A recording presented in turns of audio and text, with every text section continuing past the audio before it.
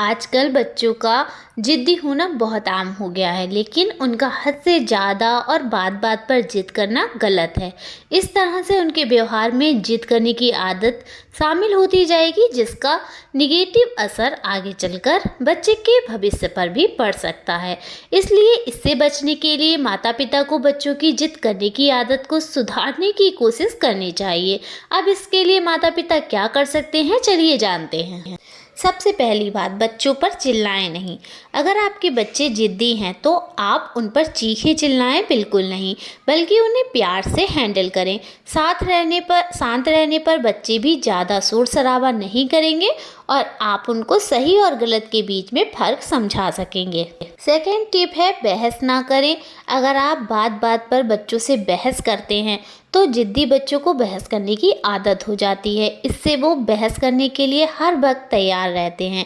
इसलिए उनको बहस करने का मौका ना दें और उनकी बात को ध्यान से सुनें। जब आप बच्चों की बात सुनेंगे तो फिर बच्चे भी आपकी बात पर ध्यान देने लगेंगे और ज़िद कम करेंगे।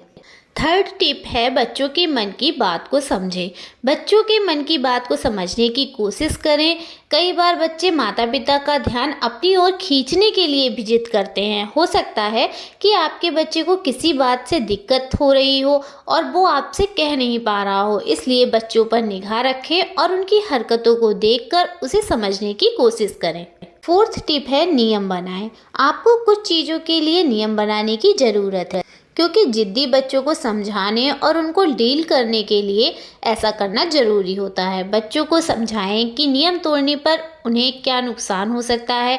आप लगातार बच्चे को नियम और अनुशासन में रखेंगे तो बच्चे का ज़िद्दीपन कुछ हद तक कम होगा, लेकिन इस बात पर ध्यान रखें कि नियम और अनुशासन बहुत ज़्यादा सख्त ना हो। फिफ्थ जो टिप है वो है, बच्चों को बोलने का मौका दें। बच्चों पर केवल अपनी बात ना थोपें, बल्कि उनको भी बोलने का मौका दें। अगर आप उनको बोलने का मौका देंगे तो वो भी आपको सुनने की कोशिश करेंगे। साथ ही आपसे अपनी बातें भी शेयर करेंगे। समझने और समझाने से बच्चों के साथ हेल्दी रिलेशनशिप भी बना रहता है। यही थी आज की टिप्स।